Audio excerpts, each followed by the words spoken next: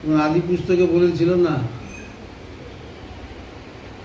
বাবাকে যেমন সুবিধা বলেছিল তোমাদের জন্মধুলি থেকে, আর জন্মটাও মৃত্যুটাও সেই ধুলিতে গমন করবে তোমরা। তাহলে আমাদের মধ্যে বিশ্বাস রাখতে হবে, আমরা যারা পরমেশ্বর পিতা আমাদেরকে মনোনীত করে তার ভবনে এনে তার কাছে এনে আমাদেরকে বাক্য জানিয়ে সমস্ত আজ্ঞা জানিয়ে ব্যবস্থাকে জানিয়ে আমাদেরকে সুস্থির করে তুলছে, গড়ে তুলছে, একটু একটু করে গড়ে তুলছে।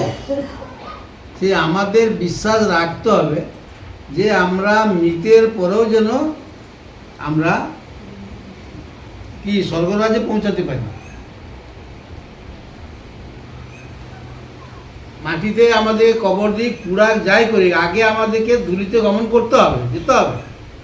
কিন্তু ওখান থেকেই পরমেশ্বর পিতাকে কাকে কোথায় নিয়ে যাবে সে তার চিন্তা, কিন্তু আমাদের বিশ্বাস রাখতে হবে যেন আমরা স্বর্গরাজ্যে পৌঁছাতে পারি। মৃতের পরেও সেই মাটি থেকে আমরা যেন স্বর্গরাজ্যে যেতে পারি, কবর থেকেও যেন স্বর্গরাজ্যে যেতে পারি, অগ্নি থেকেও যেন স্বর্গরাজ্যে যেতে পারি।